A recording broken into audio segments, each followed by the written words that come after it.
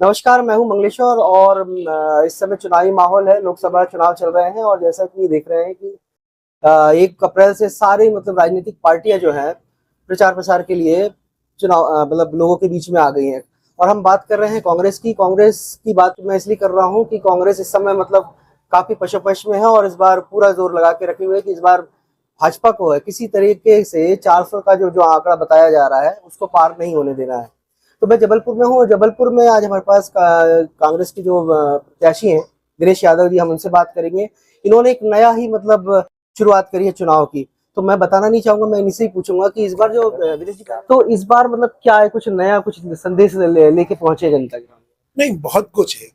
संदेश ऐसा है कि पिछले 2014 के बाद से जो देश में देश को बोला गया, देश से वादा किया गया, देश से कहा गया, जनता की भावनाओं को लूटा गया और आज 10 साल में भी उस बात उसमें काम ना हो, तो फिर स्वाभाविक है कि मुझे ऐसा लगता है कि प्रतिक्रिया तो होनी चाहिए और प्रतिक्रिया के साथ साथ उन बातों का विरोध भी होना चाहिए। ये भारत देश है हमारे यहाँ।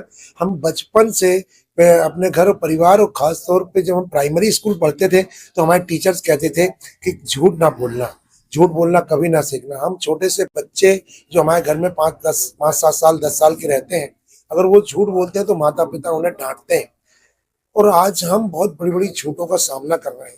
ये देश के लिए दुखदाई है, देश के लिए भ्रम है और देश के लिए बहुत बड़ा नुकसान है। इस बार चुनाव में आप वोट के अलावा नोट भी मांग रहे हैं, तो ये मतलब क्या है आपका ये?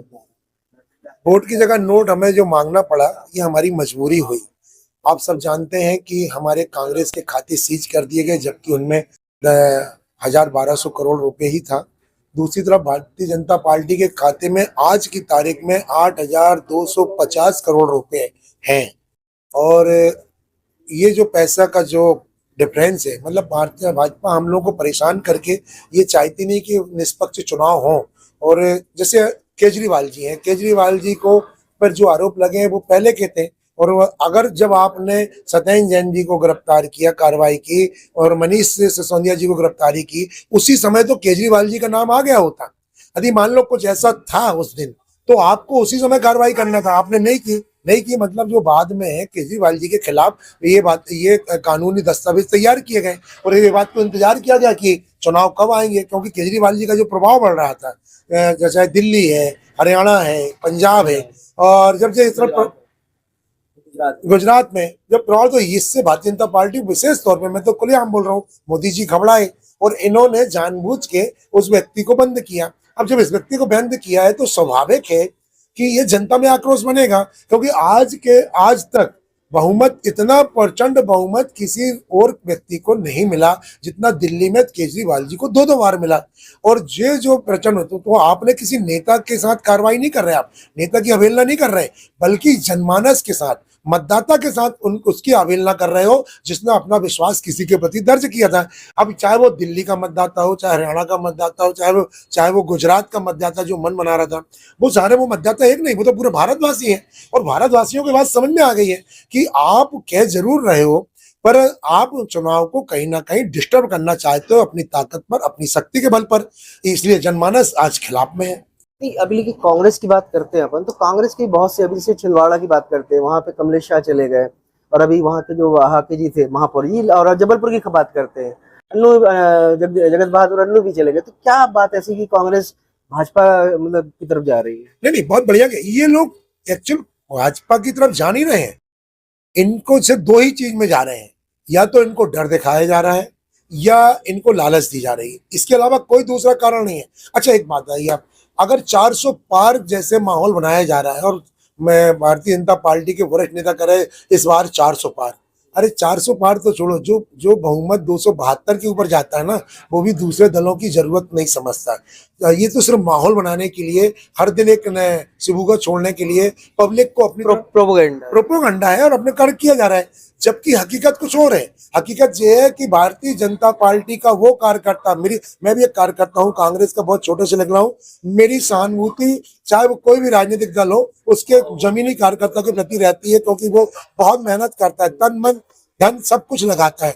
आकर हमें ये तो बताएं, भारतीय जनता पार्टी के शीर्ष नेतृत्व कि जिनको आप ले रहे हो किस लालच में ले रहे हो और उन्हें क्या दोगे आप, और जो करता जिसने आपको यहाँ तक लाके खड़ा किया उससे आप क्या दे रहे हो, ये वादा तो करो। ये दोनों चीज में चुप बैठे हैं, अपने कार्यकर्ता को ये नहीं बता पा रहे हैं कि आपका स्थान आपका सम्मान कहाँ रहेगा, और कांग्रेस के लोगों को ये नहीं बता पा रहे हैं कि आपका क्या सम्मान रहेगा। ये फरेब है, ये दोनों लोगों से झूठ है। मैं तो आपके माध्यम से आग्रह करूंगा जो जा रहे हैं उनसे भी कि पहले समझ लो आपके जीवन का सिर्फ उपयोग हो रहा है, और जो भाजपा के कार्यकर्ता रहे जो निष्ठावान कार्यकर्ता, मैं उनसे भी कहना चाहूंगा कि आपके साथ शीर्ष नेतृत्व बहुत बड़ा धोखा कर रहा है। अच्छा, आप प्रचार लगातार कर रहे हैं, लेकिन आप पार्टी के मतलब और लोग जो हैं मतलब वो साथ में नहीं दिख रहे हैं, इसकी वजह क्या मान नहीं नहीं, हमारा विधायक हो गए और भी जो हमारे साथ समय हमें कम मिला था। हर दिन हमारा कार्यक्रम हो रहे हैं। आज कल हमारा रांची में ब्लॉक की हमारी बैठक थी, सारे नेता थे। कल हमारे यहाँ पर तरुण भानोट जी के यहाँ पर पश्चिम विधानसभा का कार्यकर्ता कल सम्मेलन सुबह 11 बजे से है, और मध्य विधानसभा का विनय सक्सेना जी के यहाँ का हो गया है, लखन गनगोरिया जी के यहाँ का हो गया है, पूर्व विधानसभा लगातार हमारे चला। और मैं आपको बता दूं मंगले भाई, जब मैं चुनाव लड़ने के लिए मुझे बोला गया तो मेरे भी परिवार के शुभचिंतक मेरे से आगे पीछे होने के लिए कह रहे थे, परंतु मैंने कहा नहीं, आज कांग्रेस पार्टी को मेरी जरूरत है, और मैं इस मामले में कहीं पीछे नहीं हटूंगा, और वो चाहे जिस हिसाब से हो मैं सामना करूंगा। और आज मुझे अगर मैं 15 दिन पहले की बात करूं और आज की बात करूं तो हर दिन मुझे एक नई फीलिंग मिल रही है, एक नया उत्साह मिल रहा है, और मैं जहां जा रहा हूं मुझे लोग मतलब हर प्रकार से ऐसा जिसकी मुझे कभी कल्पना ही नहीं थी मुझे। और मैं आज जो मुझे माहौल मिल रहा है, जो लोगों का स्नेह प्यार मिल रहा है, मैं आज आपसे कह रहा हूं कि आप अपना कैमरा तैयार रखना, आपको मेरा बेजा जुलूस को कैप्चर करना। नहीं, मैं 4 जून को तो मैं रहूंगा जी जी, आप मैंने सभी से निवेदन किया है, अपने कार्यकर्ताओं और मैंने अपने मतदाताओं और अपने शुभचिंतकों से बोला है 4 जून की जुलूस की तैयारी करके रखो। अच्छा, ये आप जब जा रहे हैं मतदाताओं से मतलब वोट के बदली नोट भी मांग रहे हैं, 10 रुपए मांग रहे हैं। अब इस चीज को लेके भाजपा ने एक तंज कसा है कि ये इनका स्टंट है, पब्लिसिटी स्टंट, इससे कुछ नहीं होने वाला। हमारे विरोधी लोग तो इस बात को इसलिए कह रहे हैं कि वो घबरा गए हैं।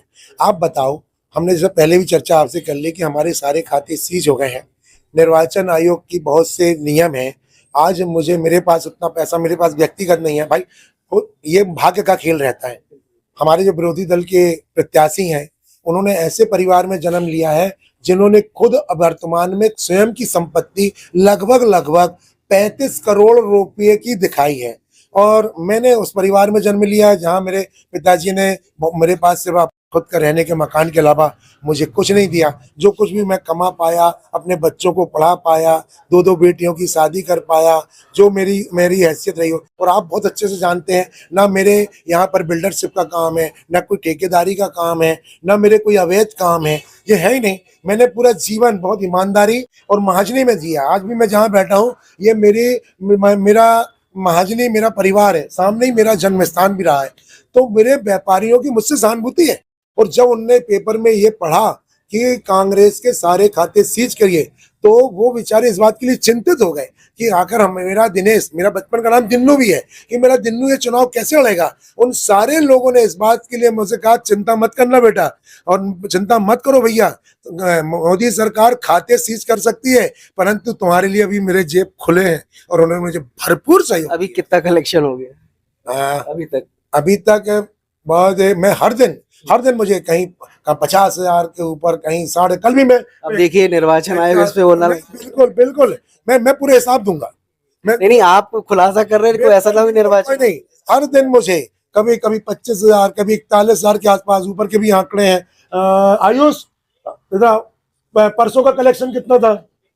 41,000 रुपए था। कल का कितना था?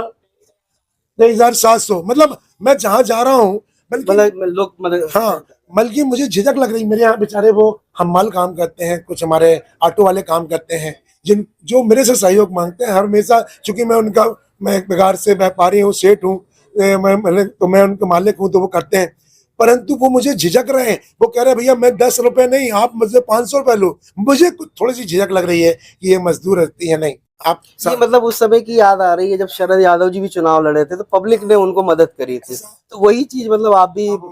उस समय तो मेरी उम्र लगभग 10 साल की थी, बहुत ज्यादा याद तो धुंधली याद नहीं है, धुंधली है। पर आज मुझे लोग शरद यादव जी ने हाँ, मुझे लोग ये बता रहे हैं कि बेटा कभी सन 1974 में ये चुनाव जब भारत जबलपुर संस्कार धानी का हुआ था और चुनाव छात्र नेता शरद यादव नहीं लड़ रहे थे, उसे संस्कार धानी के नागरिक लड़ रहे थे। और आज 50 साल बाद ठीक वही स्थिति दिनेश यादव को भी मिल रही है और दिनेश यादव को लोग उसी तरीके से शरद भाई जैसे स्नेह प्यार दे रहे हैं। मेरी जवाबदारी भी उतनी बनती है जितनी शरद भैया की रही है और जिन्होंने, और मुझे विश्वास है कि जितना आशीर्वाद मिल रहा है ये मुझे पूर्णतः मेरी जिस संस्कार धानी के नागरिकों की, मेरे जबलपुर जिले के संसदीय क्षेत्र की होगी। हमारी बहुत बहुत शुभकामनाएं।